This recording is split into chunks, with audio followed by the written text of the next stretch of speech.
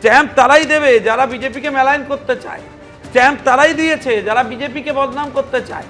এর পেছনে অন্য রাজনৈতিক দলের ষড়যন্ত্র থাকতে পারে, কারণ ইলেকশন কমিশন তো সেই রাজ্যের সেই এলাকার লোকজনকে নিয়ে কাজ করে না, সব লোক তো আর নিরপেক্ষ না, তার মধ্যে কেউ কেউ তো তৃণমূল আছে। সত্যি ইলেকশন কমিশন বা বিজেপির সম্পর্কের মধ্যে দিয়ে যে পাগলামি দেখতে পেলাম, সেই পাগলামো দেখে তো আমার মনে হচ্ছে প্রসেস ডিস্টার্ব নিয়ে শঙ্কু কিছুক্ষণ আগে যে কথাটা বলছিল, এই প্রসেস ডিস্টার্ব করার প্রক্রিয়া। স্যার বলছেন যে ৬,০০০ বুথে কোনো মৃত ভোটার পাওয়া যায়নি, কিন্তু স্যার এটা বললেন না যে তারপরে সেটা ১ ডিজিটে নেমে এসেছিল। স্যার বললেন যে ডাটা এন্ট্রি যারা করেছেন বলতে দাও, আমি শঙ্কুদেব পণ্ডাকে থামালাম। ডাটা এন্ট্রির জন্য আমরা যে নির্দিষ্ট কমিউনিকেশন করেছিলাম যে কোথা থেকে ডাটা এন্ট্রি নিতে হবে, আর ওরা যে বাজার থেকে ডাটা এন্ট্রি ভাড়া করতে বলছিল, এই বিরোধটা স্যার বললেন না। আচ্ছা, ১.৫ কোটি নাম বাদ দেওয়া, বিজেপি আর এই যে ইলেকশন কমিশনের যে সম্পর্ক, সেটা তো মানে সাদা আলোর মতন পরিষ্কার হয়ে যাচ্ছে। কিন্তু আমার একেবারে স্পেসিফিক, আমি তোমার কাছে আসছি, স্পেসিফিক একটা প্রশ্ন রয়েছে। মুখ্যমন্ত্রী বলছেন যে এতটা দেরি কেন হলো, জুডিশিয়াল অফিসাররা 7 দিন তারা ঠিক করে দিয়েছিলেন, চূড়ান্ত করে দিয়েছিলেন, তারপরে 7 দিন সময় নেওয়া হলো। একতরফা কি রাজনৈতিক দলের নাম ঢোকানো হয়েছে নাকি? মমতা বন্দ্যোপাধ্যায় প্রশ্ন তুলছেন। আমি বলছি, এর আগের শুনানিতে সর্বোচ্চ আদালত জুডিশিয়াল অফিসারদের নিয়ে কোনো প্রশ্ন তোলা হলে দৃষ্টান্তমূলক জরিমানার হুঁশিয়ারি দেওয়া হয়েছিল।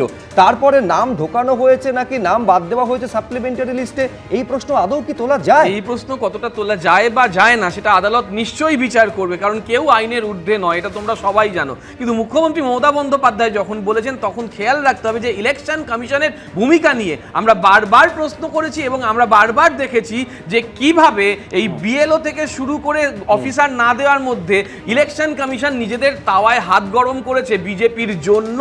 কেন বলছি, যখন ম্যাপিং আনম্যাপিং হয়, তোমাদের এই চ্যানেলে বারবার বামপন্থীরা আমাদের আক্রমণ করেছেন যে ম্যাপিং আনম্যাপিং এ দেখাচ্ছে রাজ্য সরকার সব থেকে ভালো কাজ করছে, আবার এদিকে এসআইআর এর বিরোধিতা করছে। একই রকম নিয়ম, আর আজকে আমাদের রাজ্য সরকার তাদের সহযোগিতা করেনি, এই অভিযোগ শুনতে হচ্ছে। কিন্তু আমরা যেটা বলছি যে অফিসারদের ভয় দেখানো নিয়ে, অফিসারদের ভয় কে দেখিয়েছে?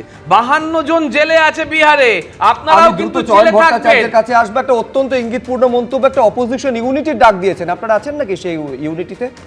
দেখুন, একটা খুব পরিষ্কার কথা, আমাদের ইউনিটি বা ইত্যাদি প্রভৃতি প্রসঙ্গ তো ওইভাবে জনতার স্বার্থের কাছে তো ইউনিটি একটা কথা, একটা আমি যেটা বলছি তার সঙ্গে প্রদীপ্ত কিছু কথা মিলছে।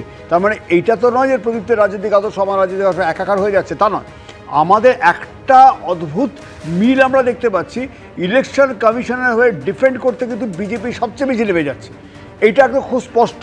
আমরা ঐক্যবদ্ধ কতটা সেটা পরের প্রসঙ্গ, কিন্তু আপনারা এই প্রশ্নটা তুলছেন না তো, যে বিজেপির হয়ে ব্যাট করতে যাচ্ছেন, বিজেপি ইলেকশন কমিশনে ব্যাট করতে যাচ্ছেন বিজেপির নেতারা, যেটা তাদের প্রয়োজনই পড়েনি। কারণ যে এফেক্ট যেটা যাচ্ছে, যে যারা বাদ পড়ছেন, বিজেপিকে নিশ্চিত তাদের মধ্যে তাদের ভোটার নেই।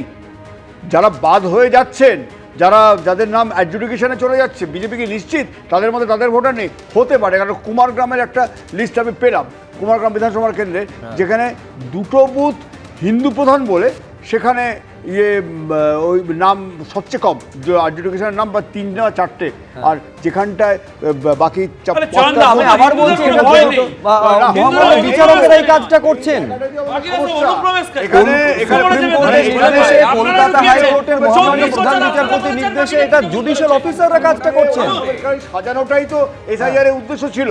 এই উদ্দেশ্যতে কতটা সফল হতে পারবে সেটা বিজেপি অঙ্ক কষুক, কিন্তু আমরা ভোটার ছাড়া ভোট করতে দেবো না। বেশ, সুপ্রিম কোর্টে প্রশ্ন বারে বারে আসছিল।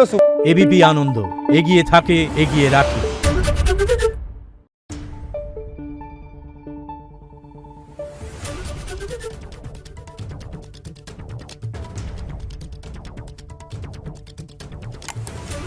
Thank you.